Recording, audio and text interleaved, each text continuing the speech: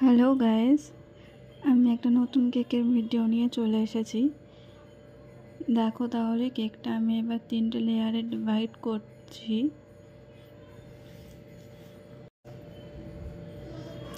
কত জালিদার তৈরি হয়েছে কেকটা, আর কত স্পঞ্জিও তৈরি হয়েছে দেখো তোমরা।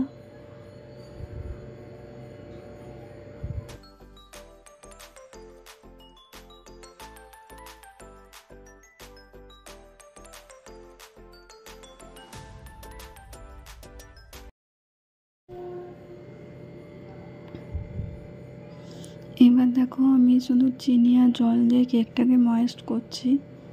চারিদিকে ভালো করে চিনি আর জল বুলিয়ে নিতে হবে।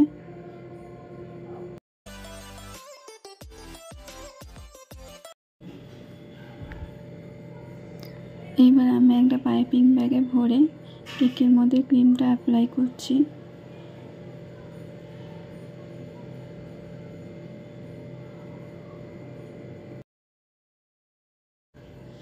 দেখো তারপরে আবার সেকেন্ড লেয়ার দিয়ে দিলাম। তারপরে আবার আমি ওই সুগার সিরাপটাই দিচ্ছি। এইভাবে 3টে লেয়ার তৈরি করা হবে। ভিডিওটা একটু ফাস্ট করে দেওয়া হয়েছে যাতে তোমাদেরও বোর না লাগে দেখতে। বেশ, আবার ক্রিম আবার এবার একটু স্প্যাচুলা দিয়ে করে দেওয়া হচ্ছে।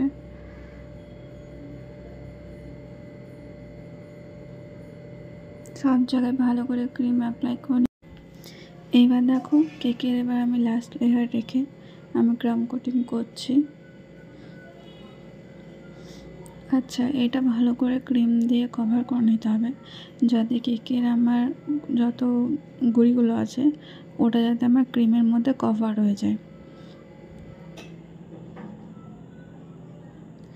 এবার ক্রাম কোটিং হয়ে যাওয়ার পরে মিনিমাম 20 থেকে 30 মিনিট ফ্রিজে কিন্তু কেকটা সেট হতে রেখে দিতে হবে যাতে আমার কেকটা ভালো করে সেট হয়ে যাক। তারপরে দেখো এবারে ফাইনাল আইসিং করতে চলেছি।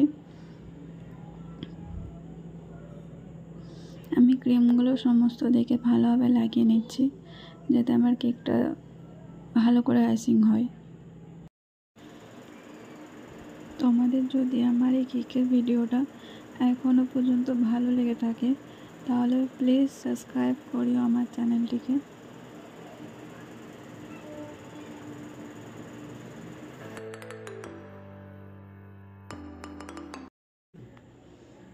চারিদিকে ভালো করে আইসিং করে নিয়ে মানে ক্রিমটা লাগিয়ে তারপরে উপরের সারফেসটা ভালো করে ক্লিন করে নিতে হবে।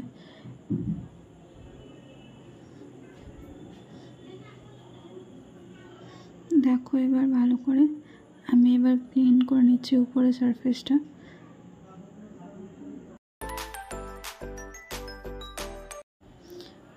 আচ্ছা, সারফেসটা ভালো করে ক্লিন করে নেওয়ার পরে মিনিমাম 10 থেকে 20 মিনিট ফ্রিজে আবার সেট করতে রেখে দেবে যাতে আমার ফাইনাল কোটিংটা ভালো করে সেট হয়ে যাক। এরপর দেখো যেহেতু আমি ব্ল্যাক ফরেস্ট আর হোয়াইট ফরেস্ট কেক বানাচ্ছি ওই জন্য আমি black dark compound and white dark কম্পাউন্ডটাকে ভালো করে গ্রেটেড করে নিয়েছি। এরপরে আমি অর্ধেকে হোয়াইট চকলেট আর অর্ধেকে আমি ব্ল্যাক চকলেট বিছিয়ে নিচ্ছি ভালো করে যাতে আমার কেকের মধ্যে ভালো করে কোট হয়ে যাক, চারিদিকে যাতে ভালো করে কোটিং হয়ে যাক ওরকম করে আমি দিয়ে দিলাম। এবার কোটিং হয়ে যাওয়ার পরে আমি একটা রোজ নজল তুলে আমি রোজ বানিয়ে নিচ্ছি চারিদিকে। একটু দূরত্ব মেনটেন করে রোজটা বানাবে যেহেতু দেখতে ভালো লাগে কেকটার মধ্যে।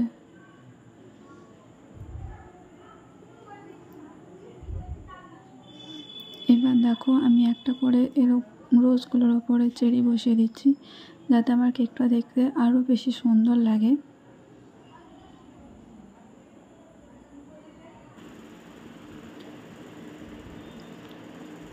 এটা হচ্ছে আমার কেকের ফাইনাল লুক।